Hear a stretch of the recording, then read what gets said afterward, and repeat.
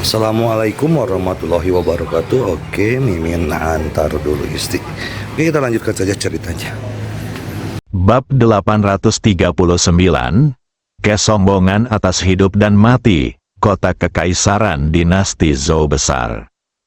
Sebagai kota kekaisaran dinasti Zhou besar, kota ini secara alami megah dan megah, mencakup area seluas hampir 1 juta mil dan tingginya hampir 10.000 kaki. Jika muncul, mereka tampak seperti kota peri. Dan di langit di atas kota Great Zhou, ada aura naga ungu dan merah yang tak terhitung jumlahnya mengambang. Seluruh kota, wilayah, dan bumi terhubung ke jantung surga.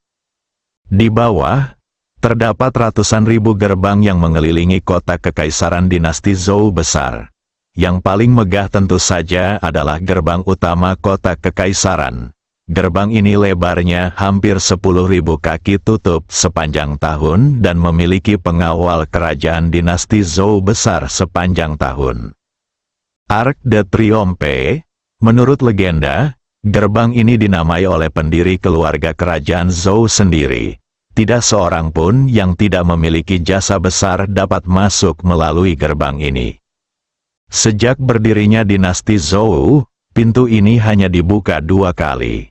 Di luar kota kekaisaran, sekelompok orang datang dalam jumlah besar. Pemimpinnya tidak lain adalah Zhou Fan.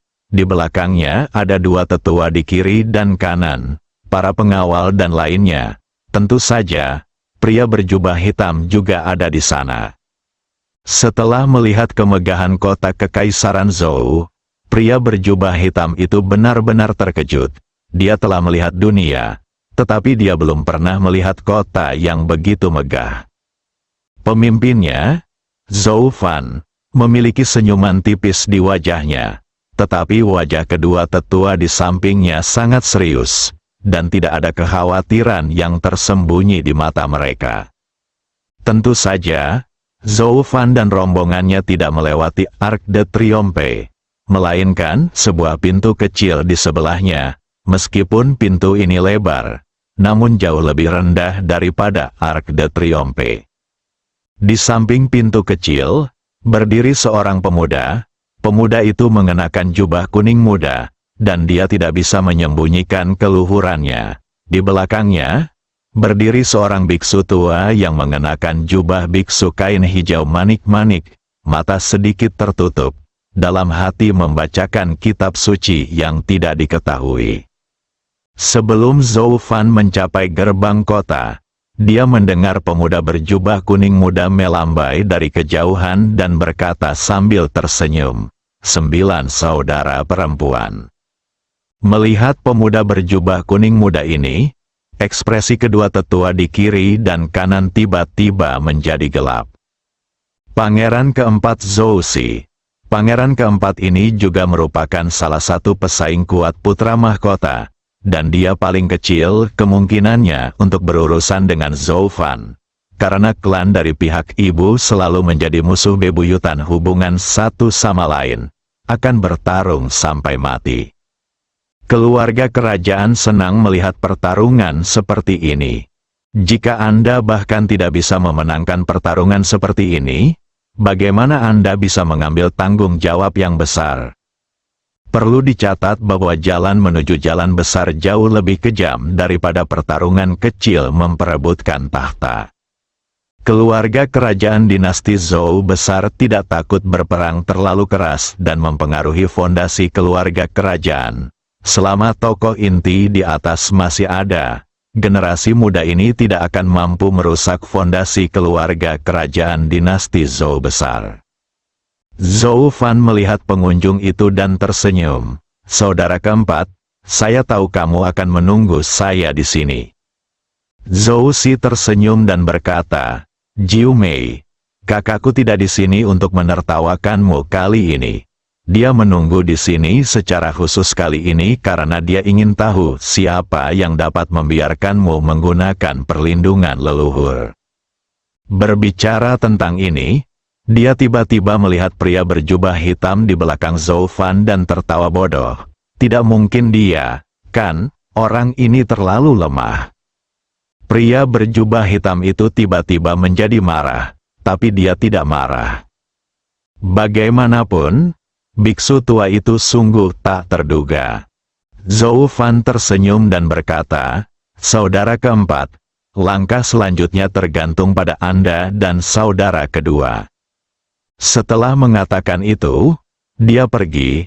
Zhou Xiu segera mengikuti Zhou Fan dan berkata sambil tersenyum, "Jiu Mei, jangan lakukan trik mundur ini untuk maju.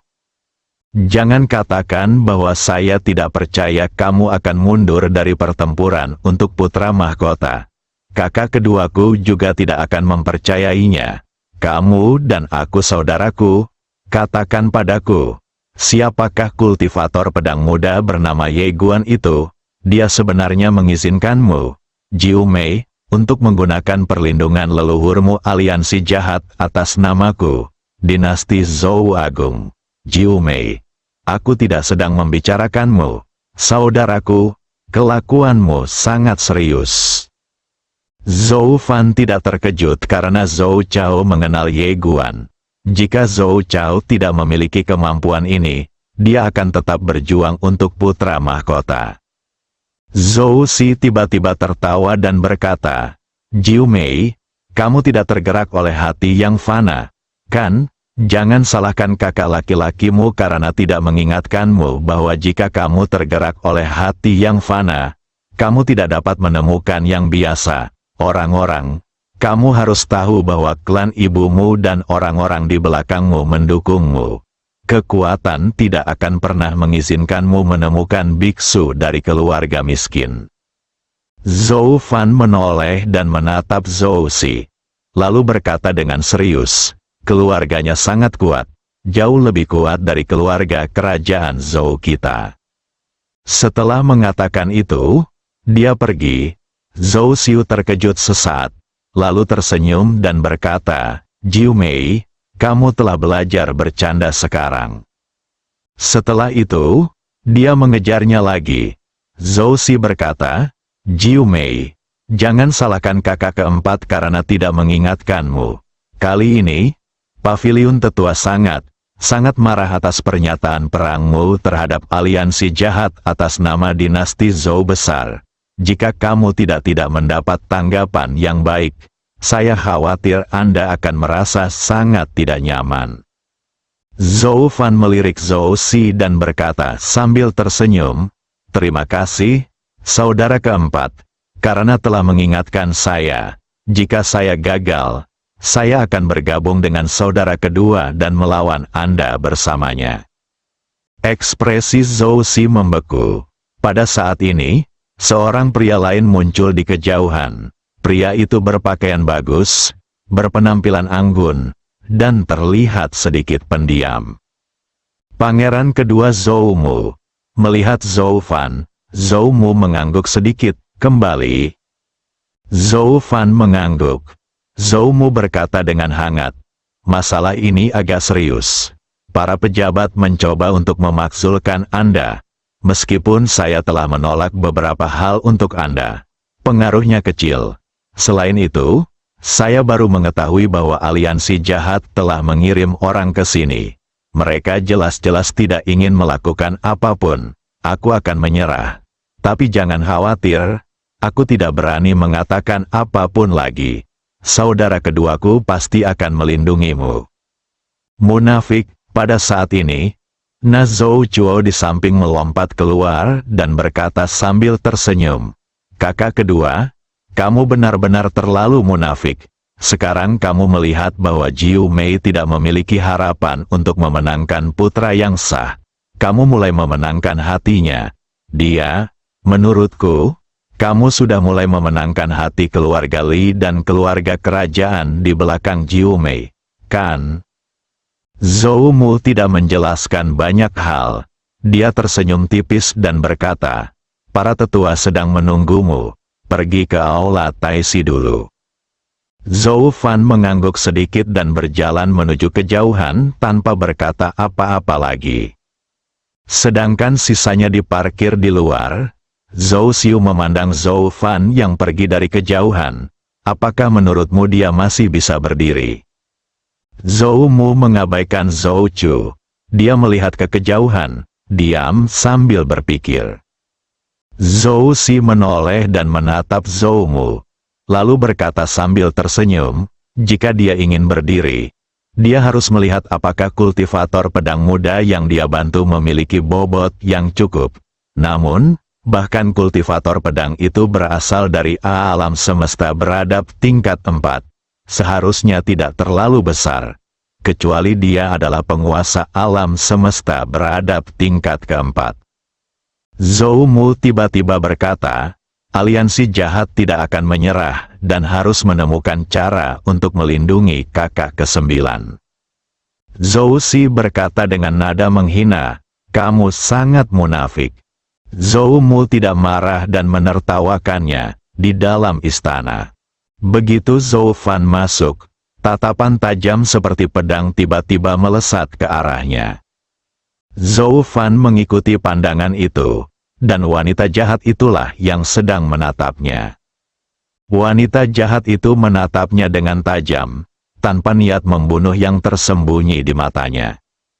Di sebelah wanita jahat itu, ada seorang lelaki tua yang duduk. Lelaki tua itu mengenakan jubah besar berwarna merah tua dan matanya sedikit tertutup.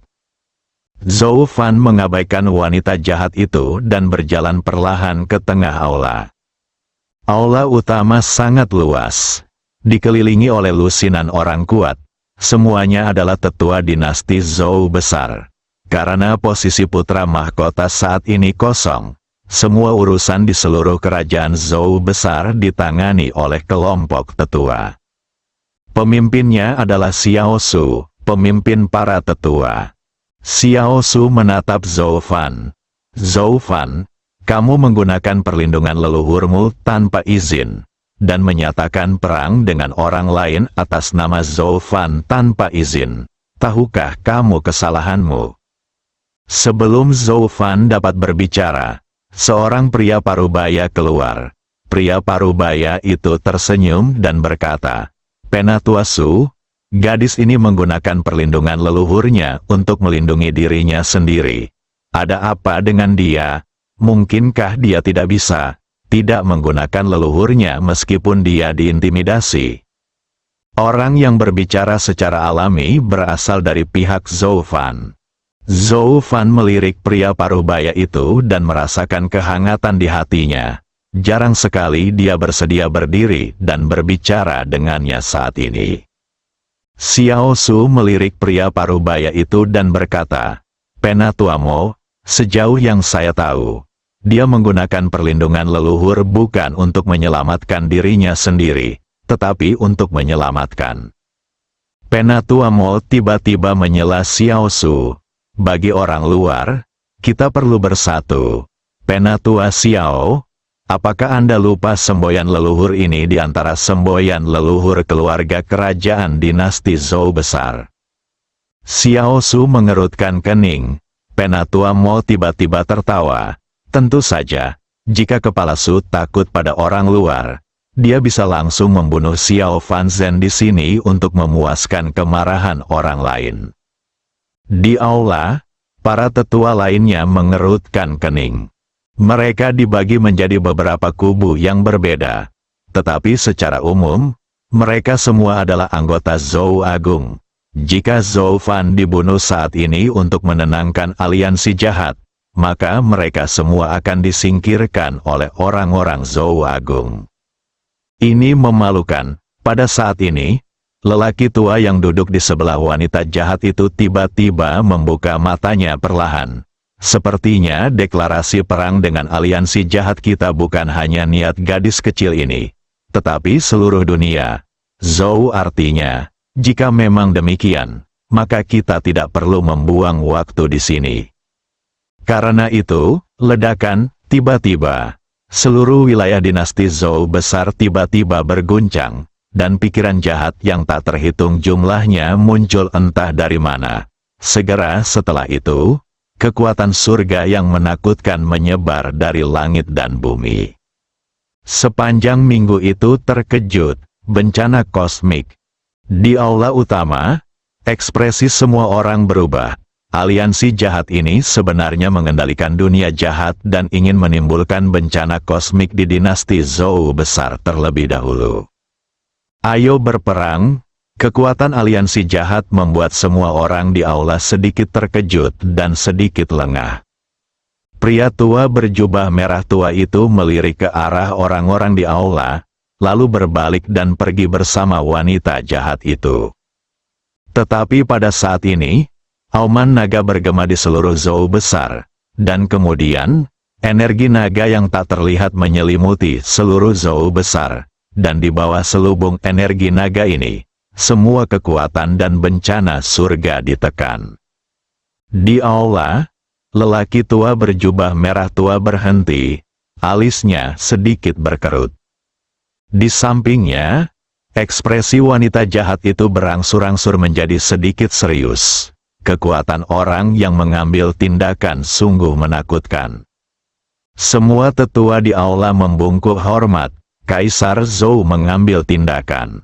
Pada saat ini, sebuah suara tiba-tiba bergema dari seluruh aula, singkirkan Zhou Fan dari semua posisinya, turunkan statusnya sebagai seorang putri, dan turunkan dia menjadi rakyat jelata. Dia akan menjaga mausoleum Huangling dari dinasti Zhou besar selama 10 tahun, setelah 10 tahun, dia akan diusir dari dinasti Zhou besar. Dia akan bertanggung jawab atas hidup dan matinya. Bab 840, Sifat manusia menekan keilahian, akhir kata. Di aula, semua tetua terdiam. Karena Yang Mulia Kaisar telah berbicara, mereka tentu saja tidak berani mengatakan apa-apa lagi. Zhou Fan berbalik dan membungkuk dalam-dalam tanpa berkata apa-apa. Ekspresinya tenang, tidak menunjukkan emosi atau kemarahan. Di aula, semua tetua memandang lelaki tua dan wanita jahat berjubah merah tua. Inilah sikap Da Zhou. Jika aliansi jahat benar-benar tidak menerimanya, maka kita hanya bisa bertarung. Orang tua berjubah merah tua terdiam beberapa saat dan berkata, "Oke."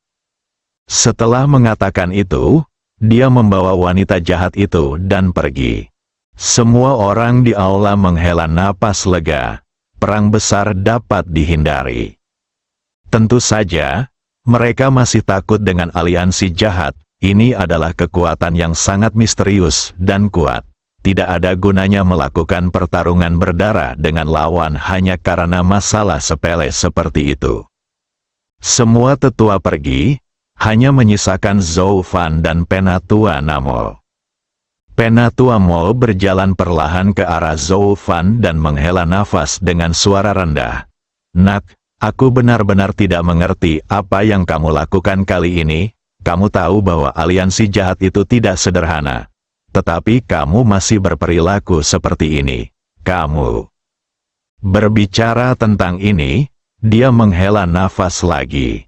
Zhou Fan menundukkan kepalanya sedikit dan tidak berkata apa-apa. Penatua Mo ragu-ragu sejenak, dan kemudian berkata, "Dari mana asal-usul pemuda itu? Anda dan Paman Mo harus mencari tahu." Zhou Fan berbisik, "Saya tidak tahu." Elder Mo tercengang, "Kamu juga tidak tahu." Zhou Fan mengangguk. Penatua Mo langsung marah. "Kamu menggunakan perlindungan leluhur untuknya tanpa mengetahui asal-usulnya. Kamu mengorbankan masa depan cerahmu sendiri tanpa mengetahui asal-usulnya. Tahukah kamu bahwa orang tuamu telah meninggal saat ini, menjadi gila?" Zhou Fan berkata, "Paman Mo, bantu saya membujuk mereka." "Katakan saja." Elder Mo memelototi Zhou Fan, "Aku juga akan marah padamu." Saat dia berbicara, dia menghela nafas lagi, dan kemudian berkata, "Yang Mulia telah memberi Anda 10 tahun. Dan 10 tahun kebetulan adalah hari ketika putra mahkota berkompetisi. Pada saat itu, jika Anda bisa berdiri, itu akan bagus. Tetapi jika kamu tidak bisa, kamu tidak berharga bagi Da Zhou. Apakah kamu mengerti?" Zhou Fan sedikit mengangguk. Dimengerti, ekspresi rumit muncul di mata Elder Mo. Silakan. Zhou Fan membungkuk dalam-dalam kepada Elder Mo, lalu berbalik dan pergi. Elder Mo menghela nafas lagi, matanya penuh penyesalan, dan kemudian menghilang. Ketika Zhou Fan keluar, Zhou Mu dan Na Zhou Si segera datang. Zhou Fan tersenyum tipis dan berkata, "Tolong tunjukkan belas kasihan kepada kedua saudara laki-laki saya di masa depan." Zhou Mu mengangguk dan berkata, "Ketenangan pikiran." Zhou Si tertawa dan tidak berkata apa-apa. Zhou Fan tidak berkata apa-apa lagi dan berbalik untuk pergi. Zhou Xiu melihat Zhou Fan pergi dari kejauhan, senyumannya perlahan menghilang. Klan ibunya dan klan ibu Zhou Fan adalah musuh bebuyutan. Kali ini, situasi Zhou Fan sudah berakhir, jadi dia tidak akan melepaskan kesempatan ini. Seperti itulah pertarungan kerajaan. Jika Anda tidak membunuh lawan sepenuhnya, begitu lawan kembali berkuasa, akan ada masalah yang tak ada habisnya. Bagaimanapun, silsilah Zhou Fan bukan hanya silsilah Zhou, tetapi generasi Zhou Fan ini sangat luar biasa. Dan sekarang Zhou Fan telah diturunkan pangkatnya. Ini adalah waktu terbaik untuk menyingkirkan silsilah mereka. Zhou Si tiba-tiba menoleh untuk melihat Zhou Mu di sampingnya. Jangan mencoba memenangkan hatinya, dia tidak akan menyerah padamu. Zhou Mu berkata dengan tenang, "Jika Anda harus berbelas kasihan, mohon berbelas kasihan." Zhou Su berkata dengan sinis, "Munafik, jika kamu tidak menghukumnya sampai mati, kamu tidak akan lagi memiliki konflik kepentingan dengannya. Terlebih lagi, kamu tahu bahwa aku tidak akan pernah melepaskannya, jadi kamu ingin melihat api dari jauh, pihak lain dan memetik manfaatnya." Zhou Mu tersenyum, berbalik dan pergi tanpa berkata apa-apa. Di tempat itu, wajah Zhou Su muram, dan dia tidak tahu apa yang dia pikirkan. Sisi lain, wanita jahat dan pria tua berjubah merah tua berdiri di langit berbintang dan menatap kota kekaisaran dinasti Zhou. Wajah wanita jahat itu sangat muram. Dia tentu saja tidak puas dengan hasilnya kali ini, dan ingin membunuh perempuan jalang itu dengan tangannya sendiri. Semakin wanita jahat itu memikirkannya, dia menjadi semakin tidak bahagia. Jadi dia berkata, "Yue Zun, mengapa kita, aliansi jahat, perlu takut pada Dazhou-nya? Tidak bisakah kita mengirim orang ke sana dan menghancurkannya?" Dia Yue Zun menggelengkan kepalanya sedikit. Kaisar dinasti Zhou besar tidaklah sederhana, dan nenek moyang dinasti Zhou besar bahkan lebih tidak sederhana. Tidak pantas untuk berkonflik dengan mereka sekarang. Tujuan pertama kami adalah menghadapinya dewa sejati dari alam semesta sejati terlebih dahulu. Ya Tuhan, wanita jahat itu tiba-tiba mengerutkan kening. Yue Zun, tingkat kekuatan apa yang dimiliki dewa sejati itu? Yue Zun menggelengkan kepalanya, "Saya tidak tahu." Wanita jahat itu sedikit bingung, dia baru saja membuka jalan. Yue Zun mengoreksinya, dia menggunakan sifat manusia untuk menekan keilahian. Pencerahan semacam ini tidak sebanding dengan pencerahan normal. Sifat manusia, 100% sifat manusia, sampah, 100% keilahian, sangat kuat. Setelah keilahian berakhir, umat manusia dapat dipulihkan dan umat manusia dapat menekan keilahian. Itu akan sangat menakutkan. Dan Tuhan yang sejati itu kebetulan menindas keilahian dengan umat manusia. Oleh karena itu, meskipun jalur jahat alam semesta sejati kini telah mencapai tingkat yang sangat menakutkan, jalur tersebut masih dapat ditekan. Tentu saja, jika jalan jahat dapat menelan jalan baik dari alam semesta yang sebenarnya, kekuatannya pasti akan meningkat lagi dan mencapai ketinggian yang baru. Seolah memikirkan sesuatu, Yue Zun tiba-tiba berkata, anak laki-laki pembudidaya pedang sebelumnya ada hubungannya dengan dewa sejati. Wanita jahat itu mengangguk. Ya, Yue Zun berkata, cobalah mencari cara untuk menemukannya, sebaiknya tangkap dia hidup-hidup. Wanita jahat itu mengangguk sedikit, orang-orang kami sudah mencarinya. Yue Zun mengangguk. Dia melihat ke arah kotak kekaisaran Zhou Agung di bawah lagi, dan kemudian berkata, setelah menyelesaikan alam semesta yang sebenarnya, kami akan menyelesaikan masalah dengan mereka. Setelah mengatakan itu, dia langsung berbalik dan pergi. Wanita jahat itu menatap tajam ke arah kotak kekaisaran Zhou besar di bawah, lalu berbalik dan pergi. Di dalam menara kecil, di depan Ye Guan, bibit itu telah tumbuh menjadi pohon yang menjulang tinggi, tingginya hampir 10.000 kaki, dan cabang-cabangnya membentang hampir 1.000 kaki, yang sangat spektakuler. Dan di sekitar pohon ini terdapat beberapa bunga, mawar, krisan, del yang sangat indah. Ye Guan berjalan ke pohon itu dan membelai pohon itu dengan tangan kanannya.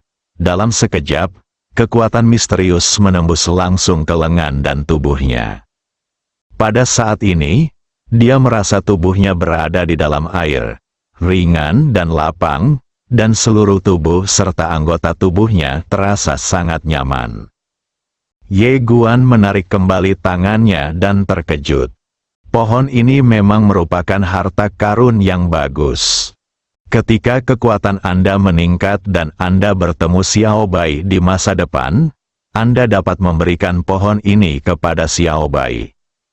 Selama bertahun-tahun, Xiao Bai selalu memberinya sesuatu, tapi dia belum pernah memberikan apapun kepada Xiao Bai.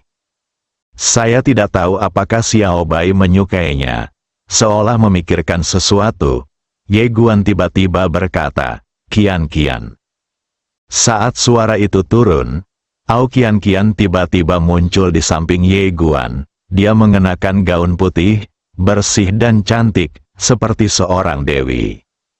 Ye Guan meraih tangan Ao Kian-Kian dan berkata sambil tersenyum, "Bagaimana dengan pohon ini?" Ao Kian-Kian memandangi pohon itu dan berkata dengan ekspresi terharu, "Ini tidak sederhana." Ye Guan mengangguk, ya. Saat dia berbicara, dia menghela nafas sedikit. Peradaban akuatik pasti sangat mulia, tapi saya tidak menyangka bahwa peradaban kosmik pada tingkat itu juga akan menurun. Ao Kian-Kian menoleh ke arah Ye Guan. "Kamu ingin menggunakan pohon ini untuk berlatih?" Ye Guan tersenyum dan berkata, "Ini kami." Saat dia berbicara, dia membuka telapak tangannya, dan 2 buah roh Dao muncul di tangannya, 1 untuk kita masing-masing. Ao Kian-Kian sedikit terkejut. Apakah ini? Dia telah berlatih dalam pengasingan sebelumnya, jadi dia tidak tahu apa yang terjadi di luar. Latihan klan naga terkadang berlangsung selama ratusan atau bahkan ribuan tahun pada suatu waktu. Oleh karena itu, selama Ye Guan tidak dalam bahaya nyawanya, Ao Kian-Kian biasanya berlatih. Ye Guan menjelaskan, "Saya memperoleh buah Dao Ling dari seorang senior. Anda dan saya akan mengambil 1 dan kita akan meningkat bersama." Ao Kian-Kian mengangguk. "Oke." Ye Guan menarik Ao Kian-Kian dan hendak memasuki pohon, tetapi kekuatan spiritual tak terlihat menghalangi mereka. Ye Guan mengerutkan kening. Orang ini masih tidak mengizinkannya masuk. Ao Kian-Kian menoleh untuk melihat ke arah Ye Guan. Ye Guan mengeluarkan pedang King Xuan dan kemudian mengeluarkan batu asah. "Pertajam pedangmu." Ao Kian-Kian melirik Ye Guan dan mengerucutkan bibirnya sambil tersenyum. "Xiao Ta." Pada saat ini, penghalang tak kasat mata tiba-tiba menghilang.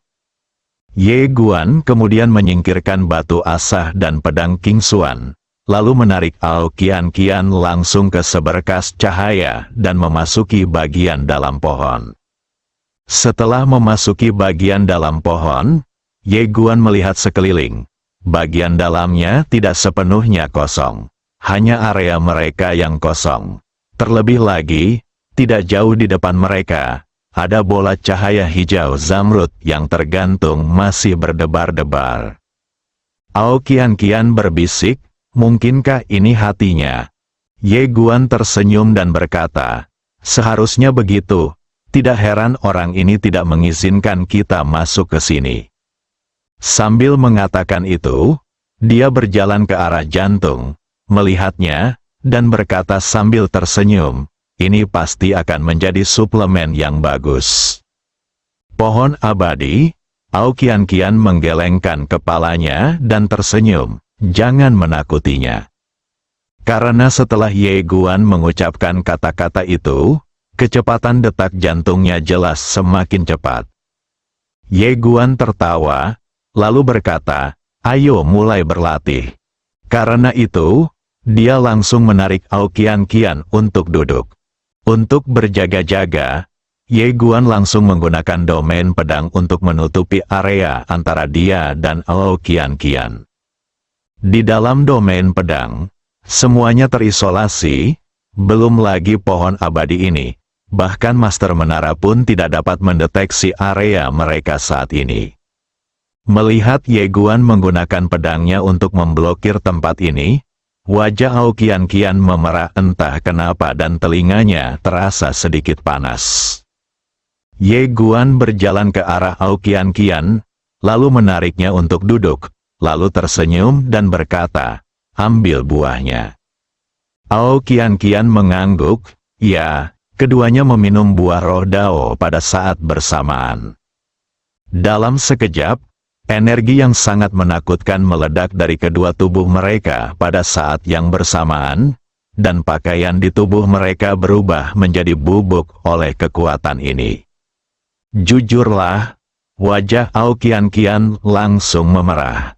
Melihat keindahan di depannya, Ye Guan sepertinya memiliki api yang berkobar di dalam hatinya. Dia tidak menekan dirinya sendiri, tetapi berdiri dan berjalan perlahan di depan Ao Qian Qian. Pada saat ini, awan gelap tiba-tiba menyelimuti bagian luar pohon. Tidak lama kemudian, seekor naga petir muncul dari awan, ganas dan tinggi, dan tirai hujan putih tumbuh dari kecil menjadi besar, dan jatuh dalam sekejap, melonjak seperti air pasang. Angin kencang bertiup, guntur bergemuruh, tetesan air hujan putih bersambung membentuk jaring seperti sutra, tanah basah kuyup, dan bunga krisan di luar pepohonan terisi air sehingga berantakan.